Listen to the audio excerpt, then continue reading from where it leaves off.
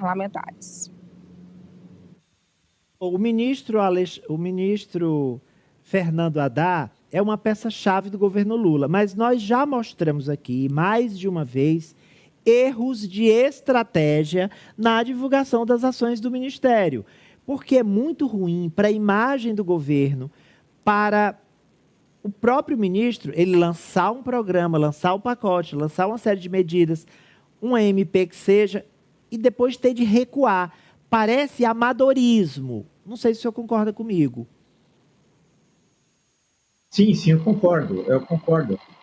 A questão que se coloca, e você destacou muito bem, nós já falamos sobre isso em outros momentos, que falta uma coordenação política dentro do governo, né? E também tem um chamado fogo amigo, ou seja, aqueles dentro do governo que busca enfraquecer o ministro da Fazenda. Isso é claro em vários momentos, desde o final do ano passado e nesse ano. Agora, a grande dificuldade é que o governo vai ter de resolver o problema financeiro complexo, porque negando aí a taxação do IOF, vai ter esse dinheiro vir de algum outro lugar, né? Já houve esses cortes, agora que foram apresentados pela PNL, que são significativos, e vamos ver como é que o Congresso, e aí também mora outro problema, a relação não eficaz entre o Poder Executivo e o Poder Legislativo, como é que o Congresso também vai encontrar um mecanismo de resolver essa questão de receita. E não não pegou muito bem o presidente da Câmara dos Deputados dar 10 dias ao governo para encontrar uma solução, como se fosse um ultimato. Isso também não pega bem, porque a própria Câmara dos Deputados não é um bom exemplo em termos de gastos públicos, né? É uma situação bastante complicada e que reflete diretamente nas pesquisas de popularidade do presidente da República. Dúvida, e France, o professor falou aí do ultimato do deputado paraibano Hugo Mota. Imagina se o Lula não tivesse levado nas viagens ele e Alcolumbre, ali num clima de harmonia, de entendimento entre as casas legislativas. Imagina se não tivesse sido viagens tão positivas.